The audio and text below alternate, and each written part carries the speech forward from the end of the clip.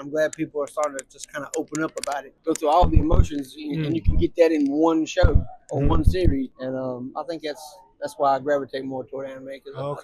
Can I ask your name? My name is Michael. Can I ask you where are you from? United States. United States? North Carolina. I lived in New Jersey. I was raised there. Pretty far, but at least the same country. Yeah, same. I've actually been all over the United States because I used to drive a transfer truck. So yeah, I got to see our country 2.5 years. So I was like, you know what, it's time to come out and see what else is out there. Because and like I said, I've always been interested in coming to Japan. Oh really? I've been planning it for 20 years. It just never worked out that way. Luckily, the company I'm with now was able to give me time and money to come here. So I was like, you know what, let's go. Great. So you had like this 20 years plan. Okay. You told me that you had 20 years planning and you wanted to come. But I think you know a lot of wonderful countries around the world. Is there a specific reason why you wanted to come to Japan? I guess the first start off would be I want to go see the Gundam. And I started watching Gundam when I was a little kid, and it just kind of went from there. So, that's the main reason is, then it started into anime and then food and culture, So I just want to experience what Japan has to offer. So you mentioned about Gundam. Can I ask you what series you watched first? Let's see. I'm trying to think. It's been so long. It was the very first one that came out. My dad he kind of took me to like the little arcade that we had in our town, and they was kind of playing it on a little TV. Like I said, I can't remember the first name, the actual very first one, but I've seen Mobile Suit Gundam. I've seen a couple of the adaptations and different versions of it. Like I said, I wanted to come here because I know they're closing it at the end of this month. They are? That's what I read online, so I was like, oh, we better go now. Well, it was pretty much your last chance, right? Yes, last chance to come see it, come see the robot, just kind of experience the surrounding areas like Yokohama, Shinjuku, and all those. So it's I'm here by myself, so I guess you could spend your time like anywhere you want to go, right? Anywhere I want to go. So I'm starting in Shinjuku, I believe. I'll be here for like 3 days, and then I'm going to Kyoto. Oh, you're going to Kyoto? Okay, great. Then Osaka, Kobe, Hiroshima, Miyajima. I'm bouncing around. How long is this?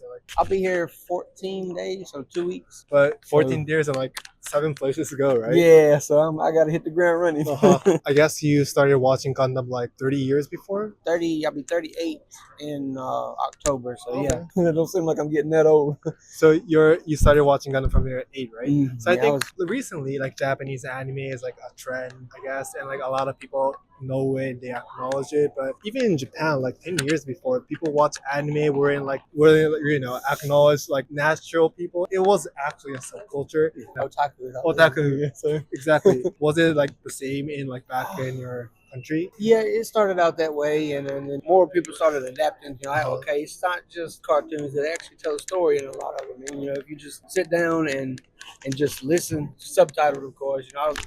Natural language, but then I like to read the subtitles, so it kind of helps me get to know a little bit of Japanese language. So, but yeah, it was like that to begin with. But it's gotten a whole lot better, and we got Comic-Cons all over the place there, and it's wonderful. And I'm glad people are starting to just kind of open up about it. Hey, it's not just cartoon. Try it. So that's what I tell people. Just try an episode. You don't have to watch Naruto. Just try something, and if you like it, okay. If you don't, well, that's okay too. What do you think? What kind of changed that? Was that specific event or a specific cartoon, or what do you think the stereotypes towards anime changed? Do you have any idea? In my opinion, probably Berserk, because it's a more mature type show.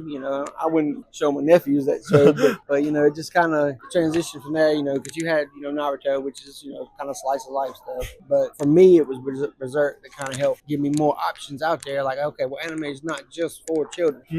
There's stuff for adults, there's stuff for girls, there's boys, older people. It's just there's so much out there, and I got a queue so long in the Crunchyroll that I just... Oh, you're in Crunchyroll? Yeah, I can't, I don't think I'll ever be able to catch up. So, there's tons, right? Yeah, there's so much. I still haven't finished One Piece. They have more than 1,000 episodes, right? Yeah, something like that, right? It's a lot. It's a lot. But for me, kind of like I guess a stress relief. Just kind of watching a show to make you laugh, make you cry. Just go through all the emotions, and you can get that in one show or one series. And I think that's why I gravitate more toward anime, because I just like different stuff, man. And my parents like, you crazy. That's a unique insight. It's all me, so I can't be anybody else. You mentioned that you watch anime English subtitles, right? Is that something like often back in your country? It could be. I know everything doesn't translate, word for word, but it kind of gives you an idea like, okay, well, this is what they're talking about, so you can enjoy the show. You got to be a fast reader sometimes, but I think it helps out, to kind of give you an idea of kind of what they mean when they're saying something, when they're talking to the characters. Do a lot of a lot of Americans watch anime in subtitles? I like to think so, because like I said, it's, I would love to be fluent in Japanese, but It's hard, right? yeah.